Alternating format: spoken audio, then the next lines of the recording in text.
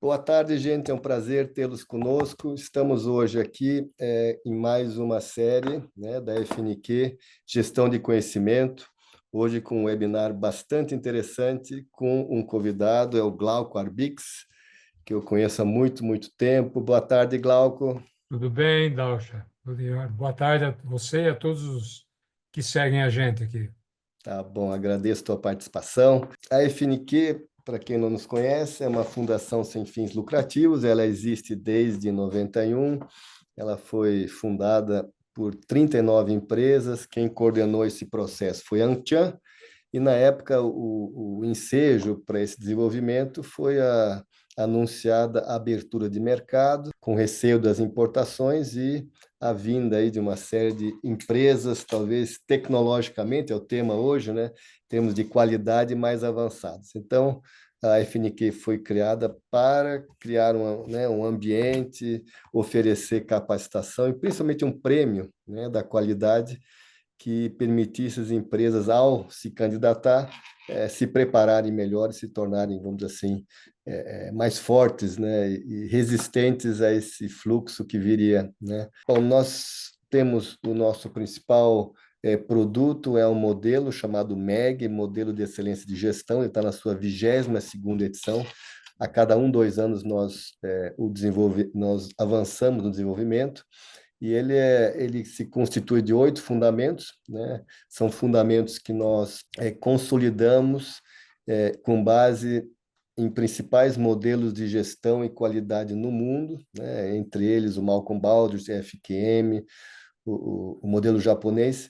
E esses 8 fundamentos são fundamentos de referência. Então, quando a gente oferece nossos serviços para as empresas, nós apresentamos esse modelo de referência, a gente faz um diagnóstico e nós indicamos, então, olha, para você se tornar uma empresa mais competitiva, mais saudável, mais enxuta, mais ágil, com mais resultados, você deveria fazer isso, isso, isso, porque o modelo de referência sugere isso. Então, esse é o nosso principal, né, o nosso principal trabalho. Nós podemos ajudar depois na implantação e temos uma série de modelos com nuances específicas para a área de RH, para a área de saúde, inovação, municípios, área pública, ESG e assim por diante. Então, nós já tivemos projetos também, o Glauco vai saber do que eu estou falando, com a FINEP, com a NPI, com a BDI, várias outras entidades também ligadas à inovação, e também temos uma capacitação em vários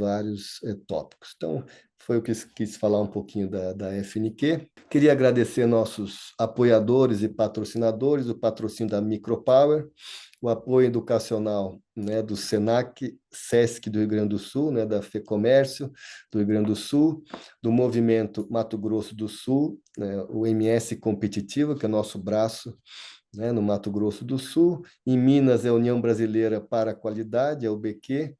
Também temos o apoio do Excelência Santa Catarina, que é o movimento pela excelência em Santa Catarina, nosso braço lá, e a ABQ, que é a Academia Brasileira da Qualidade, nosso parceirão faz muito tempo.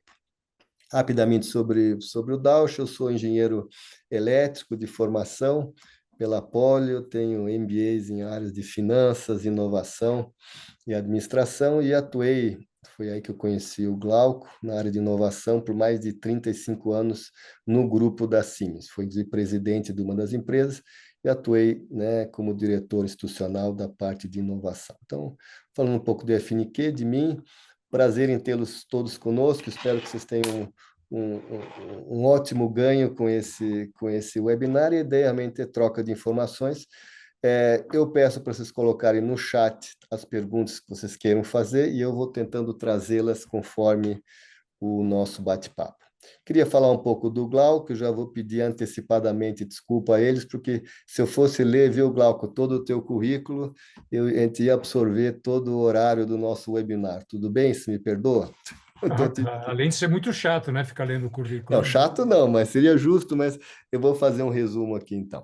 O Glauco, ele é professor titular do Departamento de Sociologia da USP, ele é Tinker Professor na Universidade de Wisconsin-Madison, até 22, ele foi coordenador da área de humanidades do Center for Artificial Intelligence da USP, FAPESP e IBM e do Observatório de Inovação do Instituto de Estudos Avançados, também da USP. Foi presidente da FINEP até 2015, foi presidente do IPEA até 2006, foi membro do Conselho Nacional de Ciência e Tecnologia e realizou estudos de pós-doutorado no Massachusetts Institute of Technology, MIT, e na Universidade de Columbia, Estados Unidos, e a Universidade da Califórnia, em Berkeley também. Então, uma série de pesquisas e estudos que ele realizou internacionalmente. Então, Glauco, obrigado novamente em tê-lo conosco, é uma honra, né? E pelo resumo que eu fiz aqui, todos podem imaginar o conteúdo, né, que estamos aí tendo a honra de ter conosco aí, através do Glauco.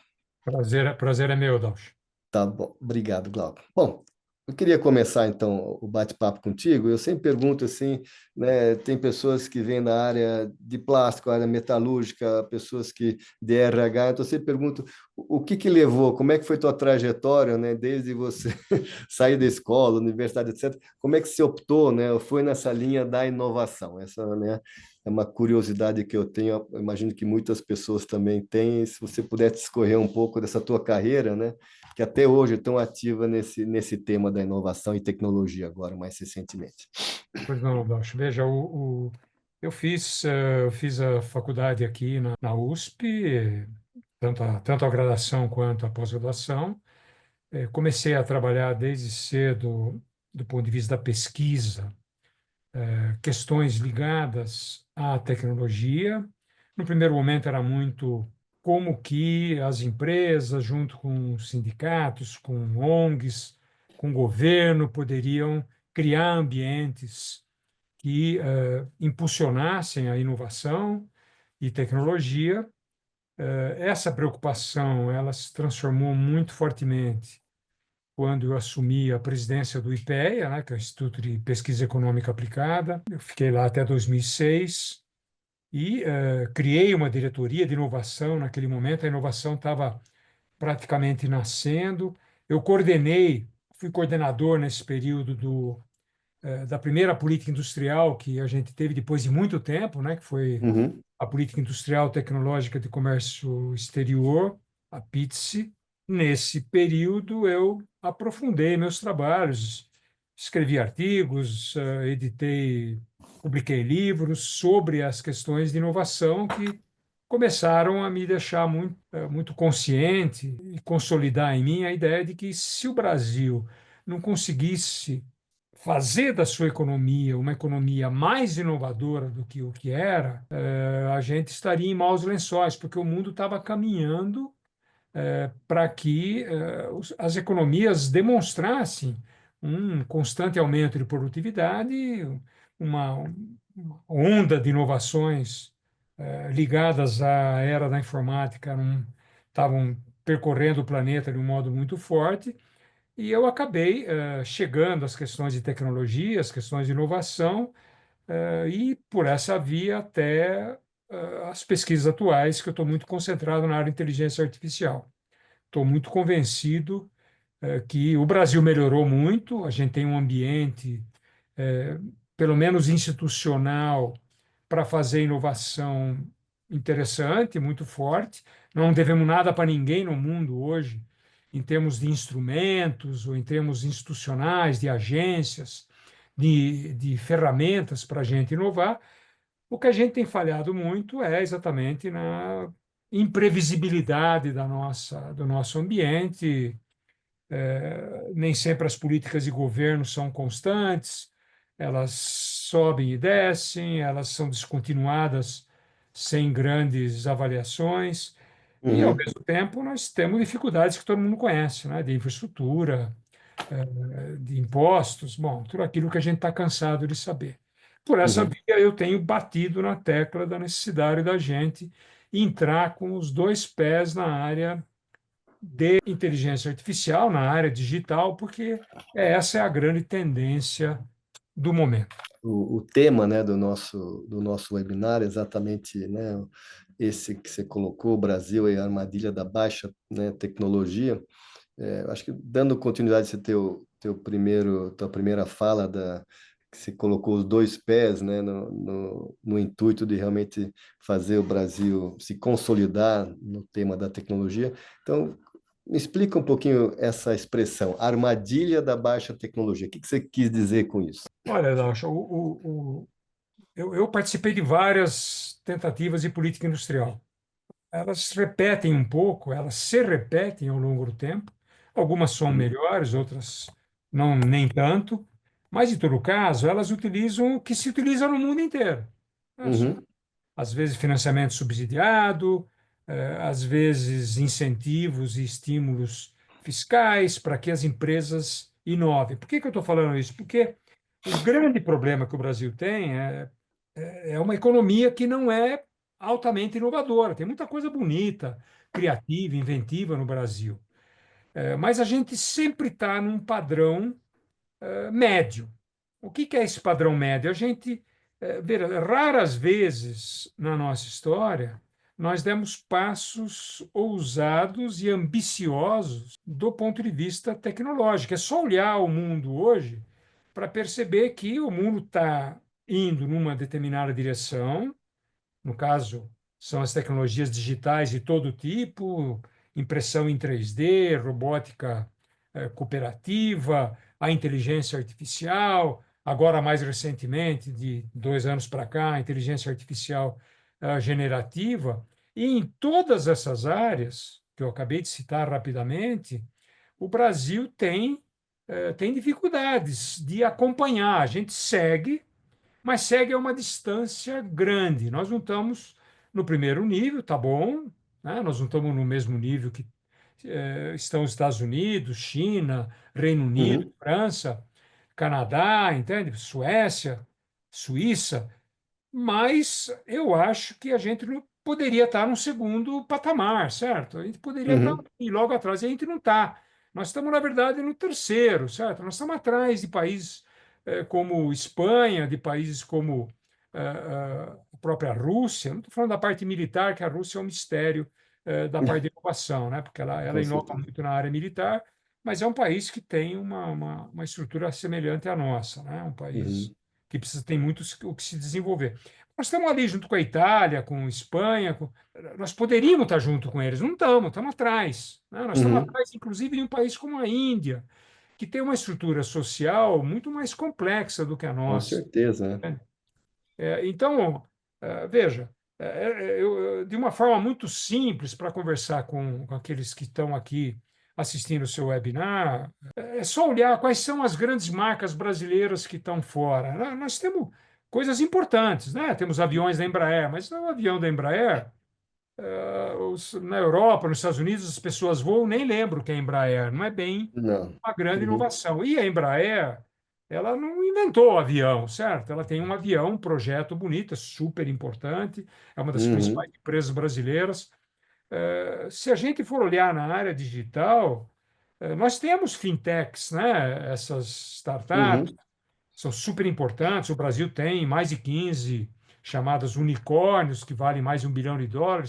Tudo isso é bonito, mas do ponto de vista daquilo que a gente criou, daquilo que é inovação para o mundo, nós estamos num grau muito baixo ainda, estamos devendo, né? uhum, Talvez a última grande inovação que a gente tenha tido com peso tenha sido o programa nosso que nós fizemos do Proálcool e depois, tá. na sequência dele, a prospecção do petróleo em águas profundas, que foi coordenada e dirigida pela Petrobras, que todo mundo sabe é uma dificuldade gigantesca tirar petróleo 5, 6 quilômetros abaixo do nível do mar. É um desafio de engenharia, de física, de Uhum, química muito grande.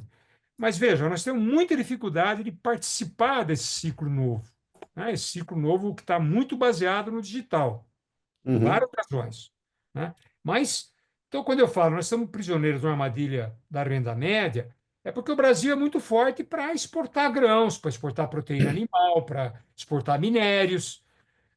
Isso é ruim? Não, é bom, eu não estou reclamando. Mas a gente podia fazer as nossas exportações de forma combinada. nós poderíamos Uhum. ter uma indústria de transformação muito mais pujante. Temos empresas Fortes, né? boas. Uhum. Claro que temos. Temos empresas competitivas, claro. Empresas como a WEG, a Natura, são várias empresas de peso gigantesco, entende? Né? Muito fortes e competem internacionalmente. Uhum. É um número muito pequeno. A nossa economia não é puxada por elas. Nossa economia é muito puxada por aquilo que eu tenho falado o tempo todo, eu Produtos tenho escrito. primários, né? Uhum. É isso. Ela é puxada por tecnologias de média e baixa densidade. Uhum. Então, isso aí que eu estou chamando de armadilha. A gente tem dificuldade de quebrar esse ciclo. Veja, eu não estou falando dos outros. Eu estou falando de mim. Uhum. Eu participei de várias iniciativas de política industrial. Tá? Uhum. Desenvolvimento produtivo em 2008, depois da Brasil Maior 2011, depois da Inova Empresa. Participei de várias. E a gente Uhum. tem dificuldade. Mas é preciso. E agora nós temos a NIB, a Nova Indústria Brasil. Bom, a NIB é importante, está financiando, oferece recursos, está colocando, está impulsionando a inovação, está ótimo. Mas veja, Uhum. deixa de ser mais do mesmo. E eu acho que nós precisamos fazer alguma coisa distinta, como os países que estão à frente, os mais avançados, já estão fazendo. Todos eles. Uhum. Estados Unidos fazem claramente, o Reino China, Unido, né? Uhum. Alemanha, Japão, França, eles estão criando agências novas, eles estão criando instrumentos novos, ferramentas novas, para exatamente dar conta daquilo que se chamam inovações mais disruptivas, de maior peso, que são capazes de Uhum. ter um poder transformador maior. Até para entrar num ponto que você já comentou agora das agências, se faz uma sugestão ter uma agência aqui, mas eu vou puxar uma pergunta aqui do Luiz Igreja, eu acho que tem tudo a ver com uma entrada, da entrada para essa tua questão aqui. Ele pergunta, Glauco, a gente ouve muito dizer que o brasileiro é criativo, inovador, etc., mas o que a gente vê na economia é que as empresas continuam defasadas. Qual é o problema? Por que continuamos sendo apenas usuários de tecnologia e não criadores? Aí é o que você acabou de falar. Talvez você pudesse passar, né, para as tuas sugestões aí de criar uma agência, que nem você falou que em vários países já tem, só para fazer o link, então você possa comentar um pouco o que seria, vamos dizer, assim, uma das soluções, né, se é essa a única, né, se a gente comparar com outras, Não com tem, outros não tem países. solução única, né, Dalton? A gente sabe muito bem, a gente já aprendeu, na verdade, essa ideia de uma bala de prata para resolver problema não Estava funciona muito, tranquilo. claro. Mas veja, a pergunta é super procedente. O problema é que nós temos uma economia de desempenho médio ou baixo. É. Esse é um ponto chave. Então, veja, muito peso das commodities, são Uhum. produtos que são inovadores muitas vezes, mas eles são sempre no nível médio do ponto de vista da tecnologia. Aham. São produtos que a gente não controla o preço deles. Quando uma empresa lança um iPad, ela inova de uma maneira que ela abre um caminho novo e ela determina preço, ela Claro. determina uma dinâmica diferente na economia. Nós temos dificuldade de fazer isso, por isso que eu insisto, é preciso a gente quebrar essa armadilha. Nós precisamos de mais inovações chamadas as disruptivas. Você pergunta, bom, mas a nossa indústria, se o brasileiro é criativo, por que que as empresas são assim? Bom, veja, nós temos uma longa história. Uma É. história de tutelagem do Estado. Tivemos durante muito tempo uma economia fechada, ou seja, a competição entre as empresas era uma competição ultracontrolada, que protegia sempre empresas e, ao mesmo tempo, protege as empresas que se acomodam. São empresas Claro. que sempre estão se dispondo exatamente a competir em ambiente mais aberto, de disputa mais aberta. Uhum. Então, tudo isso leva a uma situação em que o nosso nível de inovação é baixo nas empresas. Você vai olhar mais profundamente, você, Dalcha, você conhece isso que eu estou falando, você vai ver que, na verdade, nós temos poucas empresas que fazem um nível alto de Sem pesquisa e dúvida. desenvolvimento, que Uhum. investem efetivamente em tecnologia. Está mudando? Está mudando. Tem muita coisa nova? Tem muita coisa nova e positiva, mas está mudando muito lentamente se a gente comparar com o ambiente que nós temos hoje. É só olhar o que acontece com Uhum. presidente novo dos Estados Unidos. A ideia é que ele está desenvolvendo políticas altamente protecionistas. Um Antigas, país né? políticas antigas que vão onerar a sua própria população. Mas, independentemente disso, o que ele está fazendo, ele está cercando ou tentando cercar a tecnologia do país dele. Os americanos estão na frente na área digital, muito à frente, inclusive à frente da China, por Uhum. enquanto, né?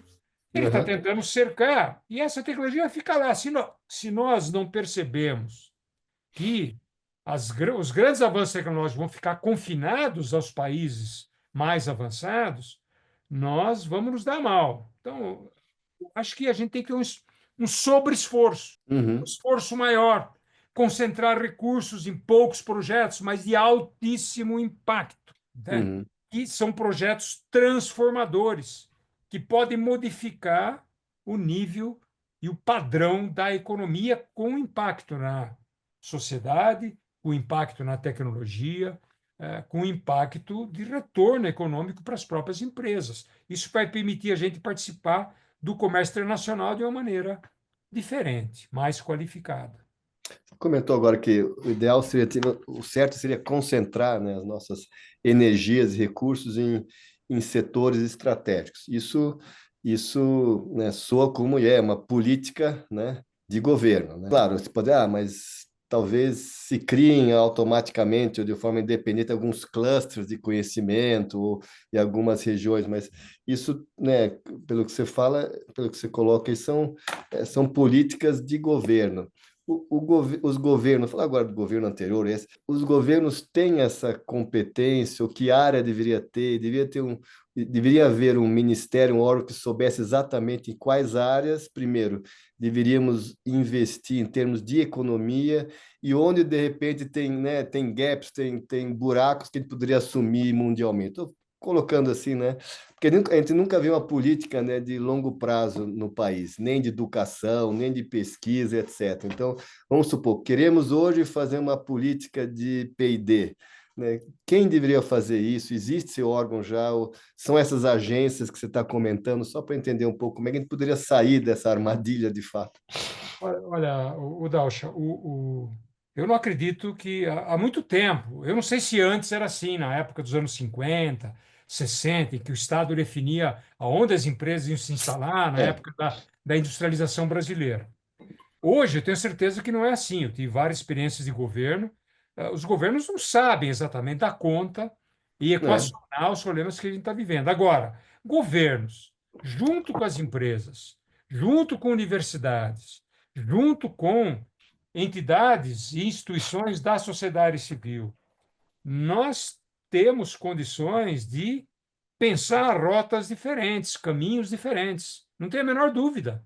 O Uhum. governo não sabe exatamente o que fazer com o político, mas pode colocar as empresas junto, podemos abrir o debate, podemos definir. Eu tenho certeza que o governo sozinho não faz nada, assim como as empresas sozinhas não faz nada. É. Aliás, não é um problema Uhum. brasileiro, é um problema mundial. Em todo mundo, Uhum. você vê cada vez mais alianças entre governos, empresas, universidades, as entidades da sociedade civil juntos, exatamente para enfrentar os grandes desafios. A ciência não é a mesma de 50 anos atrás, ela está muito mais Uhum. complexa. A tecnologia é a mesma coisa. Olha a inteligência artificial. Você precisa um volume de dados gigantesco que poucos países têm, Tem poucas condições. empresas têm. Você precisa de recursos enormes para montar data centers, bancos de dados gigantescos. Você Uhum. precisa ter dinheiro para cobrir os custos de água, de energia. Você precisa ter gente qualificada, isso é o mais importante, gente profissional qualificado, para movimentar essas engrenagens todas. Uhum. E o problema é o seguinte: poucos países conseguem fazer isso. Então, Uhum. juntar a inteligência brasileira, juntar o poder do Estado com as empresas, com as universidades, para mim é fundamental. Agora, nós vamos ter que fazer isso e atirar de tudo quanto é lado? Acho que não vai dar certo. Então, é preciso inverter um pouco a lógica das coisas. Entende? A gente precisa perceber as tendências do mundo e concentrar esforços. Concentrar esforços exatamente aonde a gente tem o nosso maior potencial, que nós podemos dar salto à frente. Nós temos a Amazônia, poucos têm a Amazônia, certo? Imagino. Então lá Esse você tem recurso. biodiversidade, lá você tem uma possibilidade de desenvolver fármacos, medicamentos, você tem possibilidade de abordar a questão climática de um modo completamente diferente. No entanto, nós temos dificuldade de fazer. Eu acho que é preciso um super projeto voltado para impulsionar e levar e desenvolver todo o potencial que a Amazônia tem. Se pega a parte de saúde, veja, nós vimos, acabamos de viver a Covid, o que nós sofremos, o mundo sofreu, só aqui no Brasil 700 mil mortes. A questão é o seguinte: nós temos gente ultra qualificada, criada, formada, cultivada nas melhores universidades do mundo. Nós podemos pôr Butantan, Fiocruz, várias entidades juntas para a gente aprender e desenvolver rapidamente as técnicas mais modernas na área de biotecnologia. Nós Uhum. podemos trabalhar com aquilo que as vacinas chamadas do RNA mensageiro, que hoje estão sendo usadas não apenas para a Covid, mas para Uhum. doenças cardiológicas, para diabetes, para doenças de todo tipo, e nós não dominamos essas técnicas. Então precisa dominar, rápido, claro, é possível fazer. Você faz isso em 2 anos, 3 anos. Agora, para fazer isso, precisa concentrar. É biotecnologia, biotecnologia, evidentemente impulsionada à inteligência artificial, porque a inteligência Uhum. artificial hoje está em toda parte. A mesma coisa com o hidrogênio, Dória, o Dalcha. Uhum. Vá aqui, na USP, aqui do nosso lado, tem um centro Hidrogênio verde, né? Uhum. de hidrogênio verde, entende? Que é desenvolvido, que é vanguarda do mundo. Quem que está financiando esse centro, que tem mais de 400 pesquisadores? É a Uhum. Toyota, é a Shell, é a Total, é a Petronas, é a Cosan, Uhum. a Raizen. São várias empresas que estão financiando, porque tem uma possibilidade, como nós estamos trabalhando na fronteira do conhecimento, você tem a possibilidade de ter o hidrogênio verde produzido a partir do nosso etanol. O etanol brasileiro é imbatível na sua Com competitividade. certeza. Então, se a gente utiliza uma rota daquilo que na região, nas áreas em que nós já somos fortes, nós podemos ter um hidrogênio rapidamente. Eu participei de apresentações aqui na USP em que Ah, os americanos apresentavam o seguinte: nós temos três né, número um. Uma década a gente consegue ter 1 quilo de hidrogênio a US$ 1. Bom, a nossa proposta é, em 5 anos, ter o hidrogênio verde com base no nosso etanol a menos de US$ 1. Então você fala assim, bom, alguma coisa está errada, está aqui do nosso lado. Se a gente é. concentra recurso aqui, em Uhum. 2, 3 anos nós temos resultados. A ciência brasileira nunca deixou de responder. Os cientistas, pesquisadores, a engenharia brasileira sempre respondeu quando foram dadas condições para eles assim desafiarem, entende? As fronteiras da ciência. Veja, eu falei da Amazônia, do hidrogênio, eu falei do Centro de Biotecnologia, tem várias áreas, o mar É. brasileiro. A gente tem Na um costa é tesouro aqui do absurda. nosso lado. E nós temos Uhum. uma dificuldade enorme de ter grandes projetos. E nós temos competência para isso. Esse é o problema. Então, na Uhum. minha visão, é concentrar recursos, concentrar inteligência e dar condições de infraestrutura para que a inteligência brasileira resolva problemas. Uhum. É uma situação, Dalcha, diferente de hoje. Para quem não conhece, e mesmo para quem conhece, você tem um projeto, se você é da universidade, você vai lá na FAPESP, no CNPq, com o seu projeto embaixo do braço e fala: olha, eu estou querendo fazer isso aqui, super importante.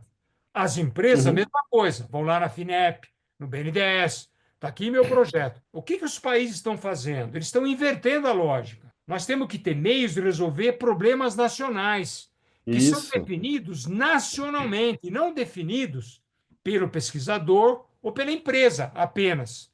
Uhum. Para resolver esses problemas, tem que abrir a possibilidade de você ter consórcios entre universidades, empresas, instituições da sociedade, para o seguinte: o governo lança um edital e quem acha que pode dar conta desse edital naquele prazo, com Isso. aquela formação, Se entra e aplica. disputa. Uhum.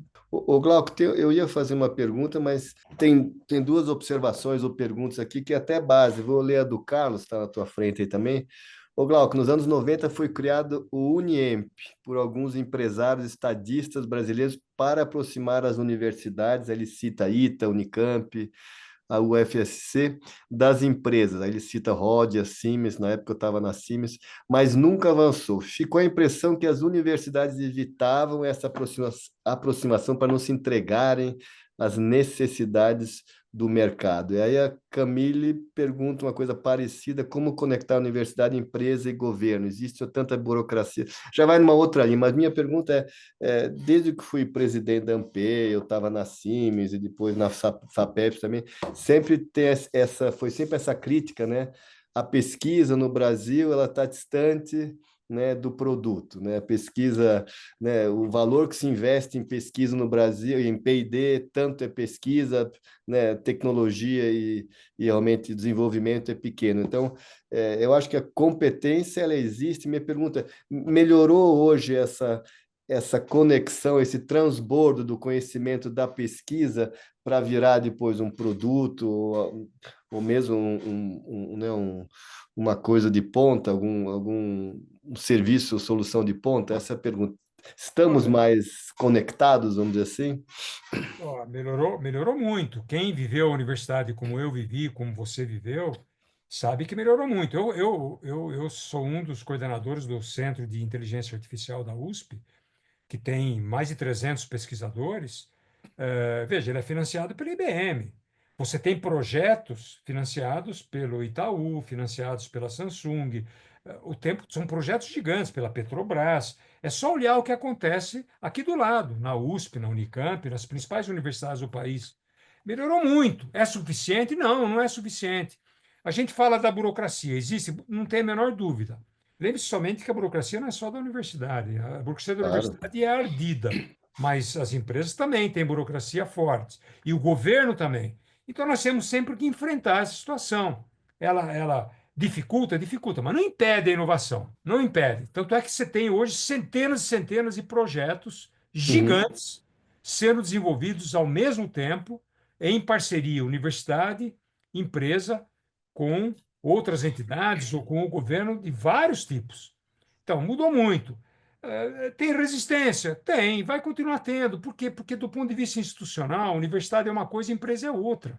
A empresa está buscando sempre ela desenvolver as suas estratégias para ela ter lucro. A empresa não é uma liga de benemerência, certo? A universidade faz pesquisa básica.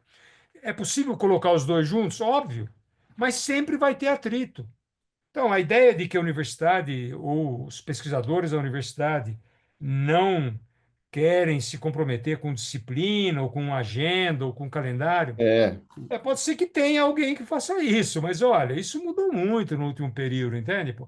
Eu trabalho com empresa, eu estou dentro da universidade há mais de 30 anos, eu trabalho com empresa há muito tempo.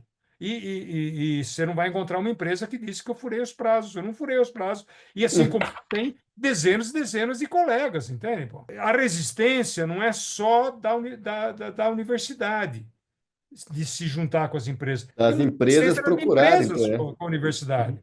Uhum. Empresa que acha que a universidade está flutuando nas nuvens. Tá? Olha, gente, Isso. Uhum. essa imagem é um pouco caricatura. Isso mudou muito. Tem que mudar mais, não tem a menor dúvida.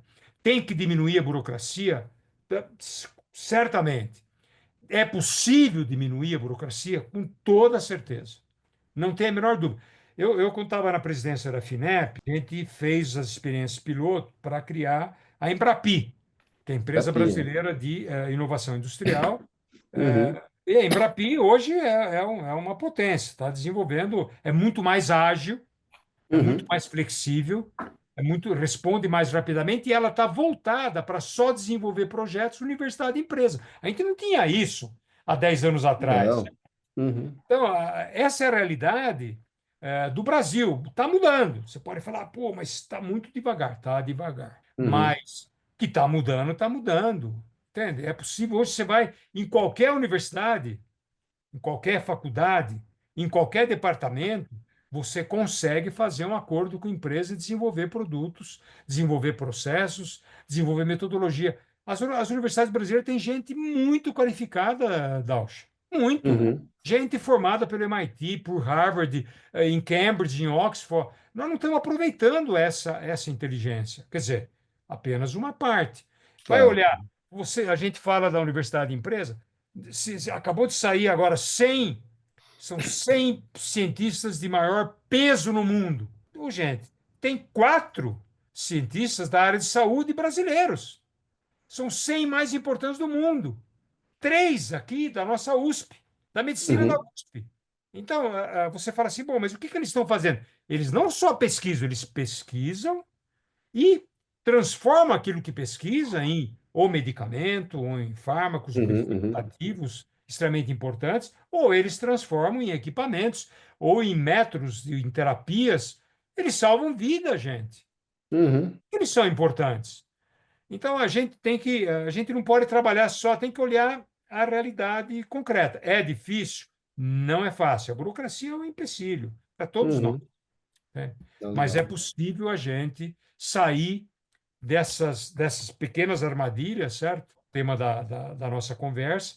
É Uhum. possível sair e fazer coisas bonitas. Alguma hora no começo você falou assim de modelos de outros países, você falou das agências, etc. Claro. Então, se você pudesse assim explicar um pouquinho no teu conceito, como é que poderia instaurar, o que seria uma agência de projeto de tecnologias avançadas? É a expressão que você usa sempre.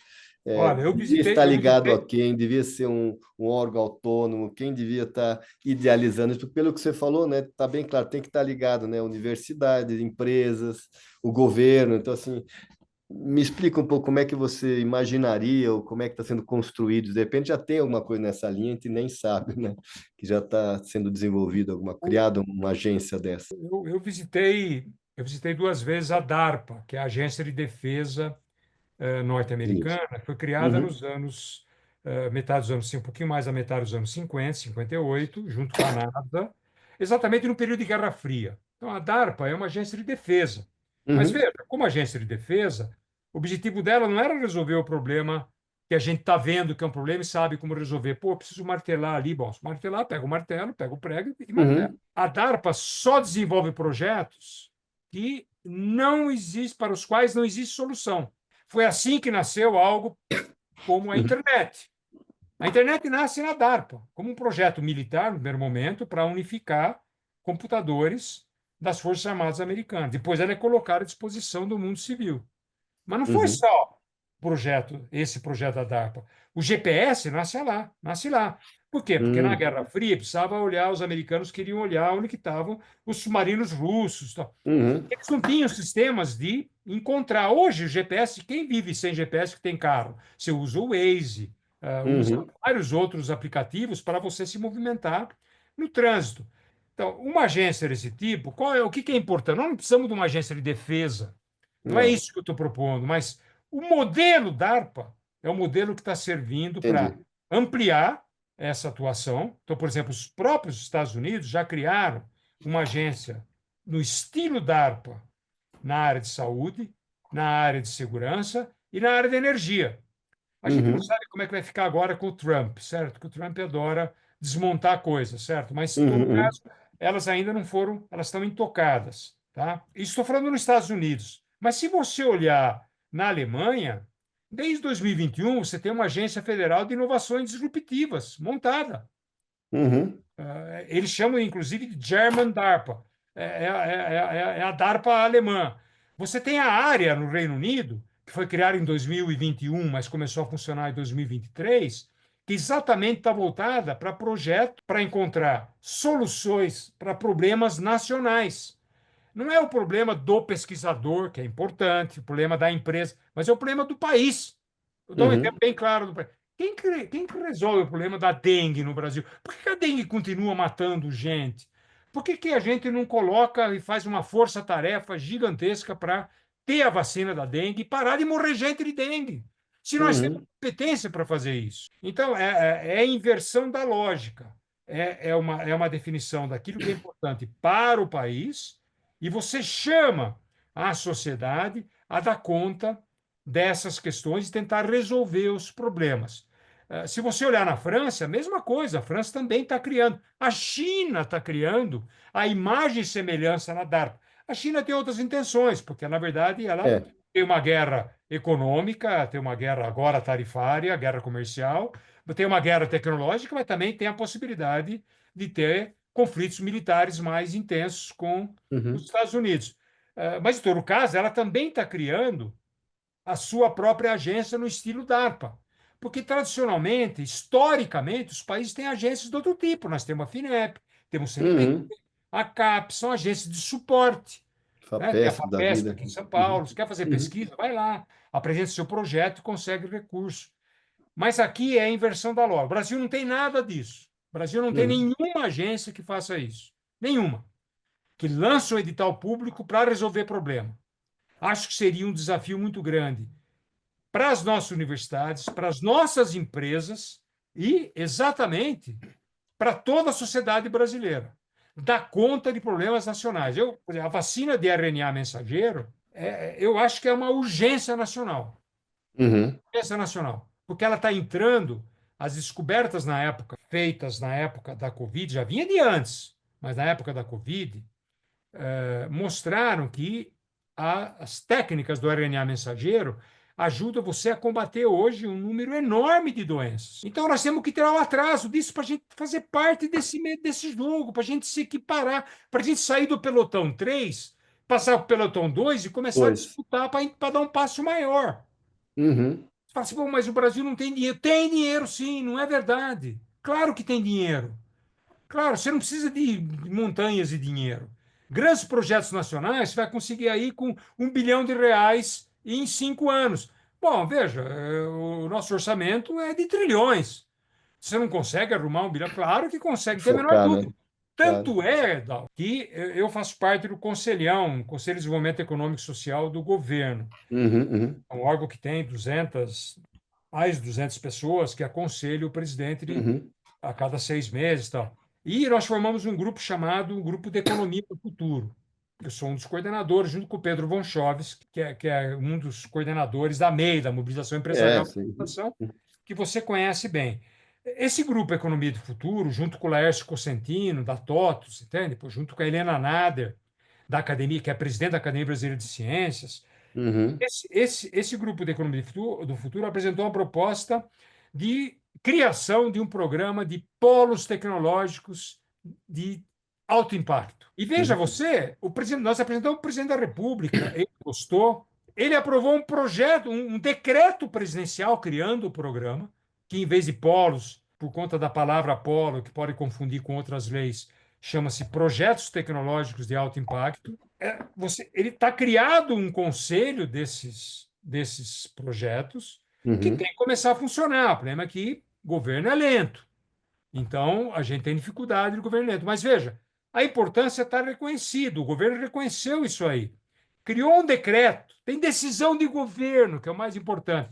Ao decretar a criação desse programa, evidentemente, você coloca a oportunidade do governo investir recursos ao lado da iniciativa privada, ou seja, R$ 1 público, R$ 1 Real, né? privado. E Uhum. atrair universidades, atrair empresas transformadoras, entende? Inovadoras. Então, veja, nós estamos com a faca e o queijo na mão, tem que dar o passo, tem que Uhum. avançar. Quando eu proponho uma agência, Dausch, é porque eu acho que nós fizemos isso no âmbito do Conselhão, do Conselho de Desenvolvimento Econômico e Social, que é um órgão, vamos dizer assim, de assessoria, de aconselhamento. Quando você cria uma agência especializada, uma agência pequena, não quero construir uma agenciona. Uma agência muito Uhum. pequena, muito inteligente, com pouca gente, mas capaz de encontrar e definir, criar metodologias para definir grandes projetos nacionais, grandes problemas nacionais a serem enfrentados pelo Brasil. Essa agência, eu acho que pode ser criada. Você fala assim, pô, vai precisar de muito dinheiro. Não, não é verdade. Não é verdade. Não vai precisar de muito dinheiro, vai precisar de muita inteligência. Isso sim. E eu acho que isso não falta no Brasil. Quer dizer, mas tem o decreto. Qual é o próximo passo? Com quem que ficaram as tarefas de casa? Como é que é? Criaram-se grupos de trabalho? Só curiosidade, parou aí? Porque o conselhão, esse conselhão já existe faz tempo, acho que foi nessa mudança de governo que houve essas sugestões, já foi até antes. Não, não, foi agora. Foi aprovado em 2024, ano passado, Ah, 24, o tá. decreto presidencial. Uhum. Daí teve uma portaria que definia como é que esse programa ia funcionar. Daí tem uma outra portaria que definiu a composição do conselho desses Esses projetos. projetos, aham. Quem é presidente do conselho é a ministra Luciana, que é ministra de Ciência e Tecnologia. A secretaria executiva desse conselho é com o ministro Alckmin, que na verdade também é o vice-presidente. O Uhum. conselho é composto por 9 membros. Desses 9 membros são 5 ministros, não representantes, 5 ministros, que é o ministro da Casa Civil, o ministro da Articulação Política, que coordena o Uhum. Conselho, Uhum. o ministro da Fazenda, o SMGI, ministro. Gestão e Inovação também deve estar lá. Isso, e o ministro da Desenvolvimento, Indústria e Comércio. Então, quando você tem 5 ministros e 4 membros da sociedade, eu sou um deles, por acaso, Mais certo? empoderado impossível esse, esse conselho. Eu tenho que pôr essas coisas para funcionar, para a gente ter resultado, para a gente ter no país inovações que façam a economia rodar mais rapidamente, que deem retorno para as empresas, que deem retorno para a sociedade, que ajudem a elevar o padrão de vida da população. É esse o ponto. Isso aqui é chave para a gente. Daí você fala assim, o que precisa fazer? Além de pôr esse programa funcionar, que isso aí é um pedaço, né? É uma Uhum. pontinha do iceberg. Mas a gente pode melhorar muito o ambiente de negócios, né? Das empresas tem que ter um ambiente mais amigável à inovação. A gente pode melhorar muito nisso. A gente tem que melhorar a infraestrutura digital, senão a gente não vai longe. E, fundamentalmente, tem que melhorar a educação, porque inovação é É. gente qualificada, é gente que tem capacidade de transformar uma ideia em alguma coisa concreta, com peso na sociedade e com peso na economia. Quando você fala mudar o ambiente de inovação nas empresas, o que que você quer dizer com isso? Veja, as empresas brasileiras, se você olhar, nós avançamos muito, mas nós temos dificuldade de ter empresas com sistemas de gestão muito avançados. Ainda Uhum. temos. Então, é Entendi. preciso que as empresas não somente falem, e elas falam com razão, que o imposto é alto, que a infraestrutura é falha, que falta segurança, que o preço da terra está caro, que a energia. Mas é também preciso olhar para dentro das empresas. Segundo, é preciso Uhum. então, olhar para a gestão empresarial. Tem muita coisa avançada e muita coisa mudando? Tem, mas precisa também fazer a lição de casa interno. Precisa fazer a lição de casa interno para desenvolver pesquisa e desenvolvimento. As empresas têm que aumentar a sua ambição tecnológica. Muita Uhum. coisa que as empresas no Brasil hoje compram, elas podiam elas fazer, ou elas trabalharem junto com universidades, ou trabalhar junto com centros de pesquisa privados e desenvolver soluções. E a gente Uhum. tem dificuldade de fazer. Então, elevar o grau de investimento em pesquisa e desenvolvimento dentro das empresas é fundamental. Isso é chave. É só olhar Uhum. o Global Innovation Index, o Índice Global de Inovação. O Brasil está em 50º lugar, 50 É. lugar no ranking, ele está na posição número 50. Nós sempre oscilamos 48, 50, diminui um pouquinho, sobe um pouquinho. Se você Uhum. olhar o ambiente de negócios no Brasil, o ambiente de inovação no Brasil, tem um problema institucional. Os governos, entra governo, sai governo, apaga programa, mesmo quando o programa está funcionando bem. Por quê? Porque cada governo quer inventar a roda. Cancela e começa outra. Claro, daí vem o problema do financiamento público. Ele oscila, ele tira a previsibilidade, que, como você sabe muito bem, você já trabalhou em empresas, sem previsibilidade, ninguém investe.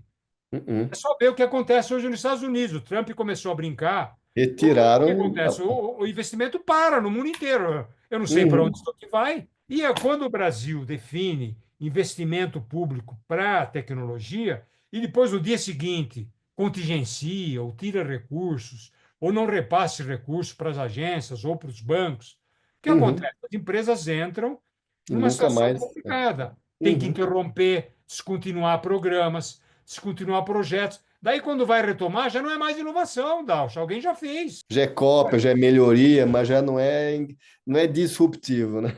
Não tem a menor dúvida. Não, Eu tá estou certo. eu, eu tô vendo aqui, Dalcha, alguém perguntar se as taxas de juros não atrapalham. Claro que atrapalham, Ah, muito. tá certo, tô vendo aqui. Aham, com certeza. A macroeconomia sempre, né, quando ela oscila, atrapalha muito, como a inflação atrapalha.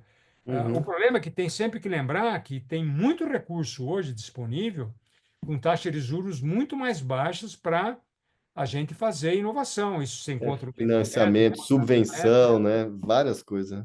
então, agora, taxa de juros atrapalha? É claro, porque ela cria um impacto ruim em toda a economia. Isso dificulta as empresas de conseguirem manter, darem sustentabilidade à sua política de investimento, sua estratégia de crescimento. E muitas vezes você se investe em inovação, num produto, etc., mas não fica aí, né, nesse investimento. Você depois, para botar isso para funcionar, botar na rua, você precisa ter investimento, às vezes, estrutural, né, que você tem que. Claro. Aí prejudica, realmente, taxa de juros alta impede o todo, né, sem dúvida. Né? O Dalcio, tem perguntas do Sérgio Queiroz, eu acho que é professor da Unicamp, se eu não me Sérgio engano. Queiroz, conhecemos. Como aumentar essa ambição tecnológica de que você fala se o ambiente concorrencial é pouco competitivo e as empresas focam no mercado interno ao invés de buscar mercados globais? Ô, Sérgio, você tem toda a razão.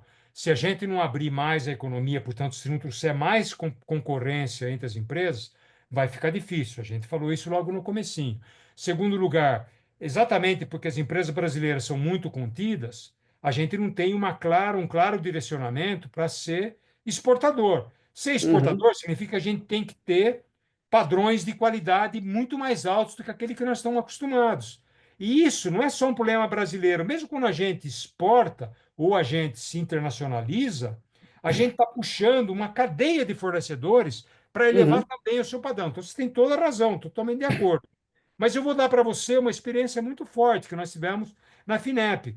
A gente passou a exigir que os recursos subsidiados, ou então recursos chamados a fundo perdido, na FINEP, num determinado momento, num programa chamado Inova Empresa, que funcionou durante 2 anos muito bem, a gente afirmou o seguinte: nós não vamos repassar diretamente esses recursos sem discutir com as empresas.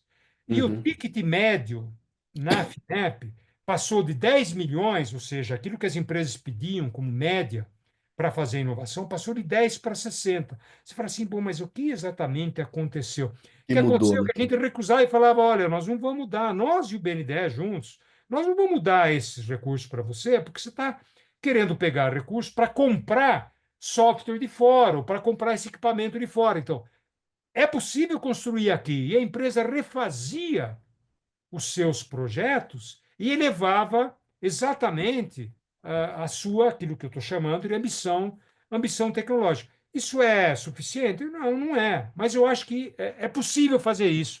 As empresas brasileiras não se furtam a isso. Não é verdade que as empresas recusam ou que falta projeto. Muita gente fala assim: ah, tem dinheiro, falta projeto. Não é verdade. Nós É. cansamos de lançar programas na FINEP que tinha assim 10, 15 vezes mais demanda Demanda do que oferta. do que a oferta. E isso Uhum, acontece em todo lugar. Então, acho que a mentalidade está mudando. Precisa mudar mais? Precisa mudar mais. Precisamos aceitar mais a concorrência, a competição. Então, a economia precisa se abrir um pouco mais. Depois precisa mudar a orientação para a gente. Hoje já tem muita empresa que nasce globalizada, mas são uhum, muito poucas. Então, isso é importante? É importante. Estou totalmente de acordo com você, acho que não há nenhuma uhum, diferença. Agora, é difícil, é. Dá para mudar? Acho que dá para mudar.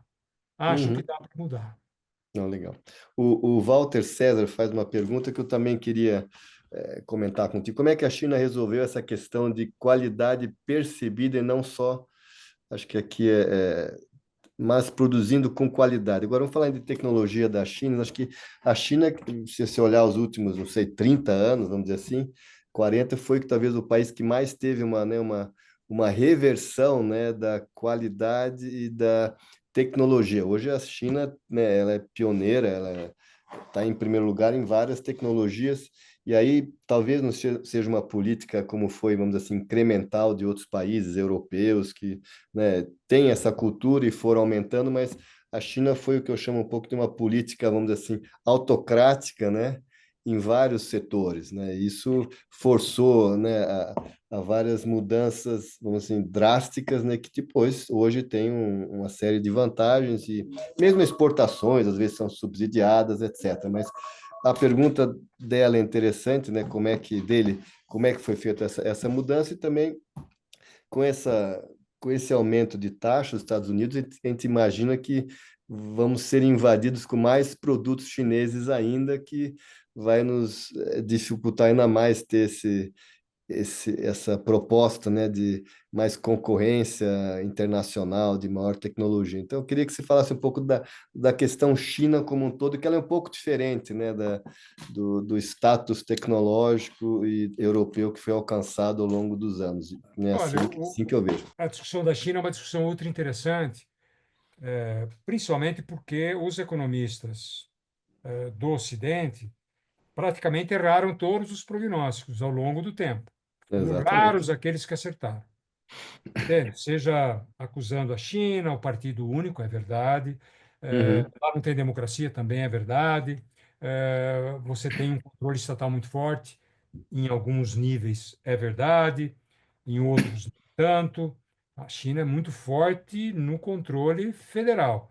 No controle das cidades, no controle das comunas deles, da maneira como eles se organizam na base, eles liberam para a inventividade, para a criatividade deles. Mas veja, eu tive na China várias vezes. Eu vi, no primeiro momento, eles copiavam. Tem um solene desprezo pela cópia. Eu digo bem claramente para vocês: cópia significa desenvolver processos de aprendizagem. Eu aprendo copiando.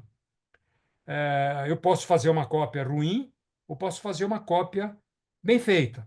Alguém perguntou, acho que foi o mesmo uhum, colega que perguntou, eh, numa das minhas viagens, eu entrei por uma rua que você tinha, assim, 5 níveis de cópia de tênis Nike. Eles falavam isso, era o tênis Nike. Mas eram 5 níveis diferentes. Você tinha um nível que você comprava um tênis Nike por US$ 5, até um tênis Nike num preço quase igual ao que a Nike vendia. Por quê? Porque era praticamente a empresa que fornecia para a Nike, sim. estava nas ruas vendendo tênis. Então, Uhum, você tinha 5 níveis. Eles aprenderam muito fazendo isso. A cópia é fundamental no processo de inovação. O Brasil aprendeu fazendo isso. É só olhar a uhum, indústria autopeça brasileira. Depois não conseguiu manter. Várias empresas que nasceram, empresas caseiras brasileiras que depois viraram grandes, foram vendidas. A Metal Leve, várias outras foram vendidas uhum, porque não conseguiram se manter, não conseguiram enfrentar a concorrência. Agora, a gente fala assim, bom, qual é a diferença entre o percebido ou não é? O problema é o seguinte, a China, a comparação é quando você tem uma economia que é muito, com a presença muito forte do Estado, você tem uma situação diferente. Nós temos aqui um país democrático, certo? uhum, As decisões têm outro ritmo. com As certeza. decisões têm outra abrangência. Bom, é o preço que a gente paga, chamando de preço, pelas Uhum, escolhas que nós fazemos, né? Tem gente por aí que está participando da vida política do país que adoraria ter um país mais militarizado ou mais uhum, pró-autocracia, tal. Isso a gente sabe. Mas não é o uhum, meu caso, certo? uhum. Então, para mim, eu olho a China pelos avanços que eles deram na sociedade. Eles tiraram quase Claro, 800 milhões de pessoas da do nível de pobreza. pobreza. Uhum, Isso é o maior feito econômico da história da humanidade. Ninguém fez isso. Agora, se pergunta se eu gosto da maneira como eles organizam o regime político do país, eu não gosto. Não acho que é uhum, um regime para a gente imitar. E isso uhum, está muito fortemente orientando a maneira como a indústria e as empresas reagiram. Durante muito tempo, elas cresceram juntos, depois elas se separaram. uhum, Muitas vezes, nessa separação, gera atrito. Até recentemente, as gigantes chinesas, a Tencent, a Baidu, a Alibaba, a ByteDance, a mesma Huawei, elas estavam em atrito com o governo, pela forma de regulamentação que o governo queria, porque o governo chinês vive uma dúvida cruel. Porque se ele coloca regulamentação para inteligência artificial, ele periga segurar uma regulamentação forte, ele periga, avança. o risco é segurar a criatividade das empresas dele. Portanto, elas não Uhum, conseguem chegar no nível das americanas. Agora, se ele solta, vai todo mundo começar a criticar o regime de partido único ou criticar a atuação do governo, o que é inaceitável para os padrões do atual, é. Uhum, chinês. Então, essa é a dança que nós temos hoje na China, né? O governo vive uma dicotomia muito forte. Isso é só ir lá, você vê isso. Isso é patente. A gente faz Uhum, o tempo todo. E as empresas perceberam isso. Hoje eles estão mais mimi e fifi, elas estão mais juntinhas, né, as empresas. uhum. Mas ainda assim tem muitos atritos. Eu queria terminar aqui, mas vou puxar, né, para terminar uma consideração, uma pergunta interessante da Fernanda Otero, que, segundo ela, aqui ela está na Irlanda. Achei interessante isso. Então, ela coloca: boa tarde, estou aqui na Irlanda acompanhando o webinar. É muito importante essa conversa sobre inovação, mas o acesso é sempre o grande problema. Aí ela explica: o Brasil teria 12 mil startups em 2024, de acordo com o valor econômico. Gostaria de saber qual o papel dessas empresas no cenário geral, como sair da banalidade do termo, né, startups, e conseguir avanços reais em tecnologia de massa. Abraços ao brilhante professor Glauco. Oi, Fernanda. Por acaso eu conheço a Fernanda. É, oi, Fernanda. As startups são fundamentais para você dar um sopro de revitalização na economia brasileira. A economia brasileira é muito viciada. Ela é viciada em subsídios e, em parte, em proteção. Ela é viciada em muitas atividades que não são muito bem vistas para quem trabalha com inovação. Sou a favor de uma abertura irrestrita, nós não estamos no paraíso, certo? Mas é fundamental que a gente tenha um aumento, o Sérgio Queiroz apontou isso, que a gente tenha Uhum, um aumento da concorrência entre as empresas para que elas saiam da zona de conforto delas, é fundamental. E que tenha uma orientação clara para se expandir, né? Para exportar, para conquistar mercados fora, como algumas fazem. Né? Tem várias empresas brasileiras que disputam lugar, um espaço fora do Brasil com muito êxito. Pega uma empresa como a VEG, é um exemplo para o Brasil inteiro, entende? Pô, a VEG, Marco Polo, tem várias empresas que são empresas de excelência e que conseguem disputar e ganhar espaço fora do Brasil. As pequenas empresas são fundamentais, fundamentais, uhum, ainda mais essa nova onda digital. Então, quando você fala de startup, eu queria dizer, além de serem startups, né, que é um termo meio guarda-chuva, elas têm que ser startups que têm uma preocupação com a tecnologia muito forte. E o Brasil pode fazer isso. Hoje nós estamos vivendo um avanço muito grande de startups na área da agricultura, né? uhum, E também na área de fintechs, na área financeira. Isso é super importante. A uhum, FAPESP tem programas voltados para isso. O Sebrae ajuda. A FINEP tem programas voltados para isso. Talvez fosse o caso de criar um programa maior. Eu acho que tudo que o Brasil precisa é ter iniciativas do tamanho do país. Por isso que eu gostaria de ter projetos grandes, projetos de alto impacto. Por isso que eu gostaria de ter programas para startups gigantes. É por isso que eu gostaria de ter não apenas o FNDCT, que é o Fundo Nacional de Desenvolvimento Científico e Tecnológico, mas eu gostaria de ter um fundo para inovação e para tecnologia do tamanho que o Brasil precisa, uhum, que ajudasse a educação a andar para frente, que ajudasse a inovação a percorrer e a penetrar em todas as empresas. Nós temos empresas inovadoras, mas a massa das empresas brasileiras vive no regime de baixo desempenho.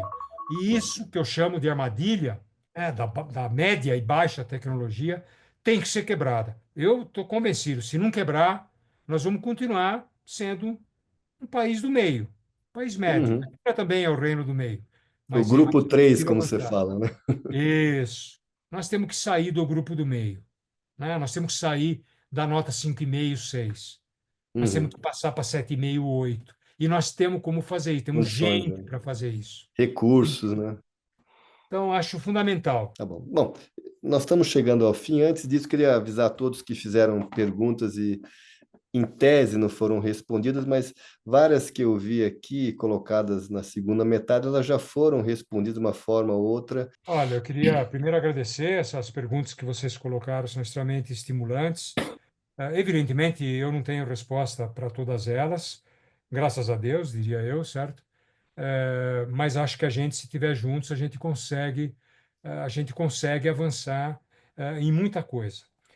Eu não acho que nós temos que tentar competir e nem temos condições de competir com China e Estados Unidos, fazer as atividades, especialmente no meio digital, e competir com eles. Nós não temos condições, apesar de a gente ter energia mais limpa, apesar de a gente ter grandes bancos de dados, apesar de a gente ter condições de ter data centers aqui e ter gente qualificada para fazer inteligência artificial, nós não temos os recursos que eles têm, são recursos gigantescos, e eu acho que a gente pode se voltar para ter inteligência artificial e tecnologias digitais mais intensivas em conhecimento. Isso nós podemos.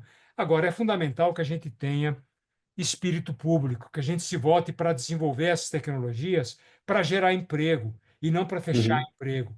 Que a gente olhe para aumentar a capacidade humana e não para substituir as pessoas. A competição entre os países, entre as grandes empresas hoje, as grandes corporações, hoje ela está levando a uma situação em que vale praticamente tudo para eles terem o predomínio, né, a prevalência sobre outros no cenário internacional. Quer dizer, a inteligência artificial virou uma espécie de arma da Uhum. geopolítica, entende, pô, né? Uhum. E isso aí está fazendo com que as empresas não tenham a mínima preocupação com renda, com emprego. Então, eu vou dizer bem claro para vocês: nós não precisamos de tecnologia para aumentar a desigualdade. Nós não Uhum. precisamos de tecnologia para aumentar a segregação entre negros e brancos, entre mulheres e homens. Para isso, gente, é só ficar de braço cruzado. O Brasil sabe fazer isso, Uhum. deve ter até patente para fazer isso. Nós vivemos uma situação de desigualdade há décadas, décadas e décadas. Então, esse tipo de tecnologia não precisa. Nós precisamos ter uma inteligência artificial e tecnologias digitais que sejam chamadas, possam ser chamadas de pública. Não é uma inteligência artificial estatal. Sim. Não, mas é a preocupação com a vida das pessoas desse país. Esse é Uhum. o compromisso da gente, é para isso que eu pesquiso. Porque se não for para isso também, não vale a pena pesquisar. É fundamental que as universidades, quando elas vão formatar os seus algoritmos, os seus sistemas, pensem nisso. Nós não podemos piorar aquilo que já é ruim. Nós temos que melhorar aquilo que é ruim. Por isso que é preciso fazer teste, fazer auditagem. Por isso que é preciso que as novas tecnologias digitais que trazem promessas enormes, um potencial muito grande para ajudar a gente, elas trazem também grandes riscos. Então nós temos que nos prevenir. Nós não somos Uhum. um país qualquer, nós não somos uma Suíça que não tem pobre, não tem, entende? Nós somos um país Uhum. com carências enormes, então temos que estar voltado para isso. Tem que ter uma inteligência artificial inclusiva, não tem Uhum. conversa. Essa IA eu chamo de uma IA pública, é uma inteligência artificial pública. Mais uma vez, Sim. não é porque ela é estatal, não é o governo que vai fazer, pelo contrário, são as empresas que vão fazer, às vezes está junto com o governo, com as universidades. Mas é o interesse público que tem que se colocar. É difícil? É. É possível? Acho que é. Tem várias experiências nesse sentido, vários exemplos. Então eu tenho muita confiança, por isso que eu pesquiso inteligência artificial, porque eu acredito que mesmo com as dificuldades, mesmo com os riscos, é possível a gente utilizar a inteligência artificial para ajudar o Brasil a se desenvolver, para elevar a qualidade e o padrão de vida da nossa população. Então, Glauco, muito obrigado de novo. Eu queria novamente agradecer aqui o patrocínio da Micropower, o apoio educacional da FEComércio no Rio Grande do Sul, o Sesc Senac, o apoio do MS Competitivo, da UBQ, Excelência Santa Catarina e da ABQ. A todos, novamente, muito obrigado, Glauco. Foi um enorme Obrigado a você, prazer. Dalton. Obrigado, Muito ouvintes. obrigado. E nos falamos nos próximos tempos. Tchau, tchau, gente. Um Obrigado. abração.